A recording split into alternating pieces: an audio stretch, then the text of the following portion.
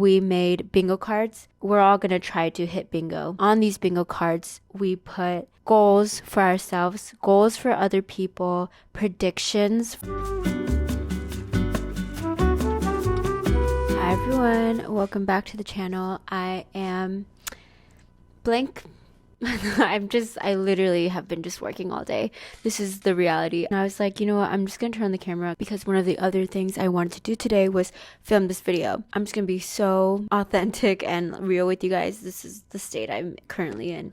This video is coming a little bit earlier than I think a lot of people would actually find it useful.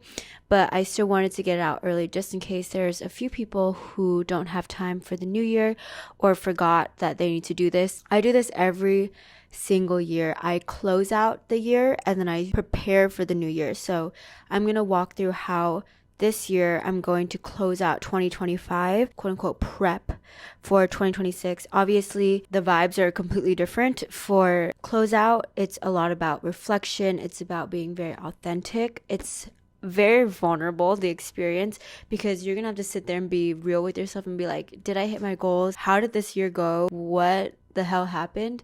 And why did all of those things happen? Just being honest with yourself. The other part is a lot more hopeful. It's kind of just looking out for your future self. What do you want to have happen? And putting it out there and hoping that whatever you ask for does happen. Let's get started. So closing out 2025. The first part is gathering the data and analyzing the data. So I go through all of my goals and resolutions that I set up last year. I normally don't actually set resolutions, but for the first time in forever, I decided to make resolutions this year. And I talked about it in my last year's video where I had very concrete, measurable goals that I wanted to hit. And then I also take a look at my past journals. I know a lot of you guys are going to be listening to this podcast, but just so you know, on the screen, I'm going to show you guys visuals of literally my journals, my planners, my mood boards, and whatever, and the annotations that I've made. It's a little bit vulnerable, but hopefully it'll make more sense by seeing it. So I've talked about this in the past, but if you're going to do this, you have to approach it very neutral and without judgment. If you do approach reading your past journals with judgment, you're going to shoot yourself in the foot because you're no longer going to feel safe when you're journaling. If you are somebody who can sense that you're going to be very judgmental of yourself, then please don't even bother with this part of the video. But I have all my journals from this year. This is not even all of them. What I'm going to do, or what I've done already, is I go through my journals and I kind of skim read them, and I will sometimes pick out random passages, and I will have multiple different colored highlighters. And the highlighters are to highlight commonalities that I'm noticing. So if I'm reading something and I'm like, oh, I mentioned this before, I will highlight it. I'll keep track of common themes throughout the year and just think about, why did those things keep coming up? Why are those things very important to me? The other thing I will take a look at is my past mood board. So I also mood boarded, also something I don't normally do, but I did do it last year. I will look at it and see what happened. When I went through my mood board for this year, I actually noticed how different aspects of the picture came up, but not in the way that I imagined. It's really interesting how, I guess, the world interprets those images. And in my head, I would put them onto the page for specific reasons, but I didn't include many text descriptions. And it was more so of the vibe of the photo that kind of translated. I have this photo of a person journaling. I remember I put that picture there because I wanted to show that I was like working towards something. And weirdly enough, it ended up being that photo of a girl journaling was super significant because this year was the first year ever where I decided to start journaling every day consistently. And then I posted a very thorough video about journaling and that experience, and it blew up. And that is how that picture manifested this year. I could not have guessed that. That is not why I put that picture up there. The next part is not just gathering the data, but also journal prompts. This is my favorite part. I like to just analyze the year from my perspective today. And so I have some journal prompts that I swear by. Half of these I respond to with lists, and then the other half I respond to with thorough paragraphs. What are you proud of? Your favorite memories? Your people this year? So your people this year being like, who was there for you? And then I'll usually write down why this person was significant to me this year. Another list is just general current events / biggest news of the year. So I just kind of go back in my brain, but also research online and see what were some really interesting, unique things that happened this year. And I just want to write it down just so that when I look back on my journals, I can be like, oh yeah, in 2020 there was COVID, which that we won't forget, but you know what I mean. And finally, for the list, journal prompt, unexpected moments. For journal prompts that I respond very thoroughly to, the first one is describe your year in 3 words. And this one's super significant to me because in my mood board, I actually put 3 words that I want my year to represent. And then I try to compare it in this case because this is the 3 words that actually represent what had happened this year. I also really like the prompt, what made you happy / unhappy this year, and any regrets? Biggest lesson of the year, and how have I changed this year? By the way, this whole thing is like a whole experience. I am so locked in when I do this closeout / prep situation. Sometimes I do the closing out on one day and then the prep on another day, but essentially I do it in a really big chunk or 2 chunks, and I'm just really locked in analyzing it all and being very introspective. The next part of closing out the year is just remembering and honoring. So this is something that I do for social media. You don't have to put it out there for the public to see, but I personally do. And I track the months in a certain way. So last year I did a post on how my year went based on the text messages, like funny text messages or really interesting text messages that I screenshotted throughout the year. I already planned that ahead of time, so I knew to screenshot them whenever I saw them. I also posted a recap of the year with my outfits, so it was kind of like an outfit of the month situation. And I just like to do that because I think it's a fun way of showing how the year went in a really niche, unique aspect. But you can also do so in your journal. You can scrapbook. You can save it for yourself on your phone digitally, but you don't have to tell anybody about it. So I think it's just for memories, similar to Spotify Wrapped. You collected this data on the music you listened to throughout the year, and it doesn't have to be public, but it's very niche and just really fun. Those are the things that I do to close out the year. Now moving on to how I prep, quote unquote, prep for the new year. First is I create a mood board. I learned about this way of mood boarding really recently, and I'm going to do it this year. I did this type of mood board towards the end of this year, but I'm definitely going to start doing it from now on, where you don't just put pictures of the future, you also add pictures of your past. So what I'm going to do is merge my mood board from last year and also include pictures from last year or quote unquote this year, intermix it with pictures for the new year so that it kind of creates this seamless story. It doesn't make it seem like there's like a stop and then now I'm a different person and we're moving on from my past. No, it's all me. Beyond just mood boarding with images, I will put my 1 to 3 words that I want to have symbolize the year, and hopefully that's generally how the year goes, and that's what I want to focus on for the year. I feel like that's a very tangible way to approach the year because you never really know what's going to happen, but you can generally set the mood and generally make decisions based on a value or an idea. Along that line, I like to set up my goals and think about what to track. So thinking about how I just recapped the year, I'm prepping to recap the year again for 2026, if that makes sense. So I'm thinking to myself, what things do I want to track for the new year? Some things I've thought about is like the food that I've eaten throughout the year or the books that I've read throughout the year, views from my window throughout the year. So I'll come up with something generally, and then also goals and resolutions and different habits I want to start getting into. So whichever one you want to do, you don't have to be a goal setter, resolution setter, or a habit setter, but yeah, those are some ideas. I think for the next year, I will have some resolutions, just like 1 or 2, but I don't think as like thorough as I did last year. I'm just trying to take it chill next year. I'm going to be big on the word thing because it's been a crazy year and I really don't need to be striving for much more next year. I kind of just want routine and calmness and security next year. Maybe I'm getting old. Something really fun that I love doing, and I've already started doing it. This has basically been the activity of my hangouts. Every single year, I end the year by hosting a Friends Miss, and this is the last time I see all my friends before the new year, and then I go home. So with 2 different friend groups, we made bingo cards. We're all going to try to hit bingo. On these bingo cards, we put goals for ourselves, goals for other people, predictions for the year, and it doesn't have to be related to our group of friends, but also just general predictions in the world.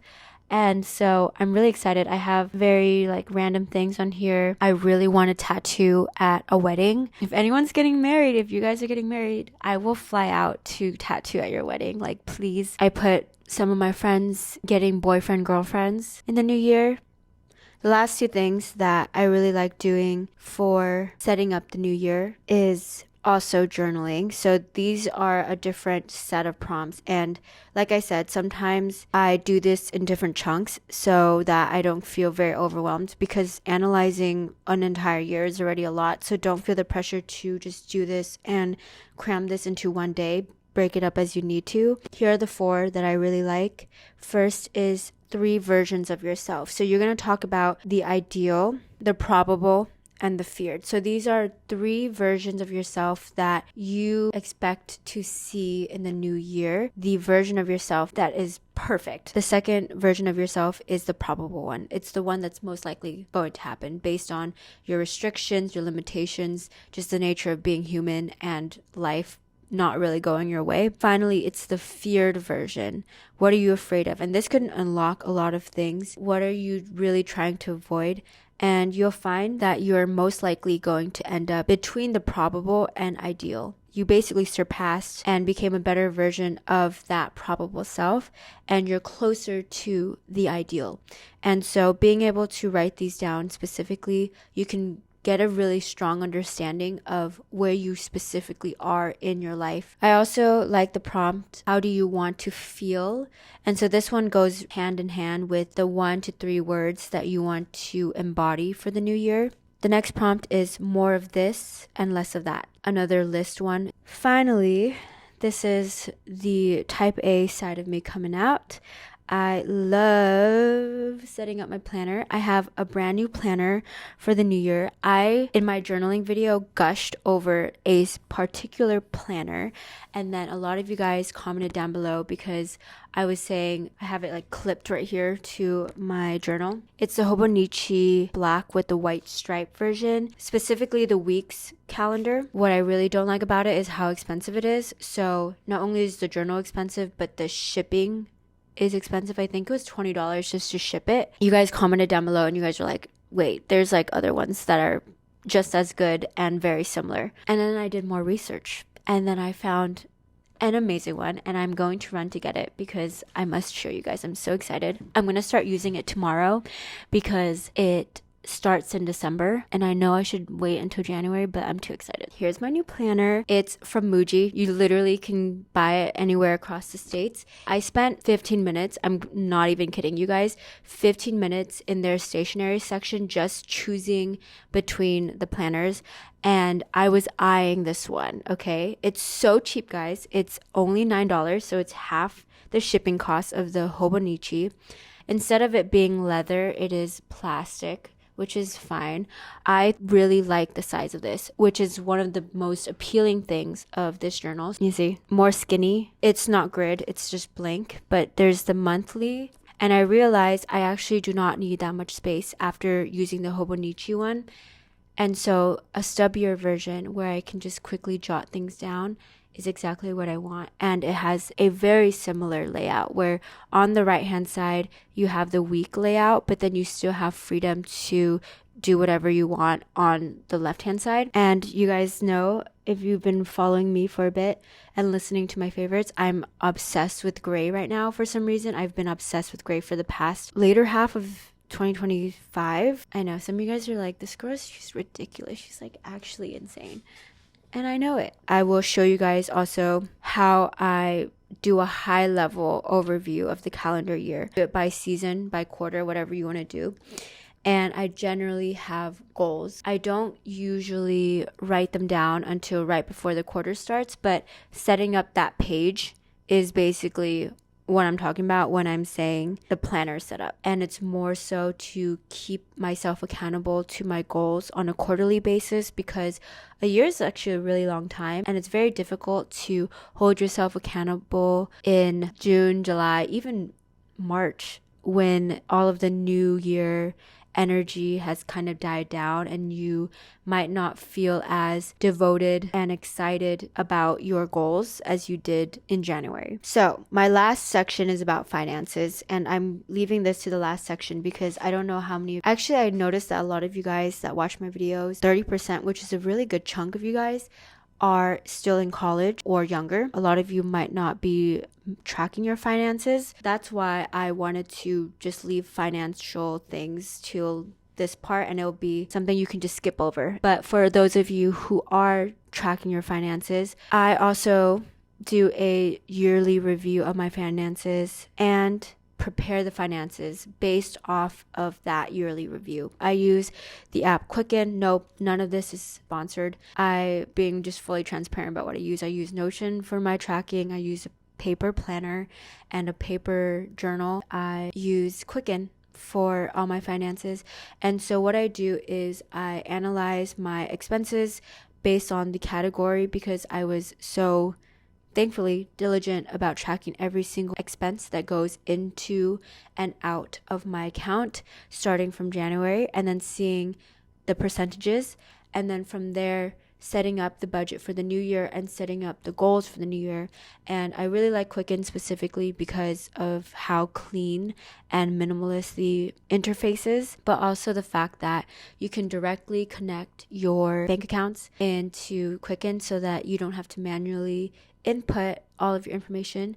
The only thing though is you do have to manually input Venmo and cash transactions, which gets a little tedious. I used to use a free iPhone app, and I used to input every single purchase I made and every dollar I earned, and then I would throw it into a spreadsheet at the end of every month. And it was fun because I'm that kind of person, but it was tedious, and I probably messed up enough to lose out on a couple hundred every single month. So I just was like, let's just not bother. And it's been a little bit more complicated now that I have my own business. Okay, so thank you guys for following along with me. Hopefully this is helpful. And let's move on to the Hilo Buffalo. Okay, so now for the Hilo Buffalo, which is the life update in a Hilo Buffalo format, the good thing, the bad thing, the weird thing that has been happening in my life.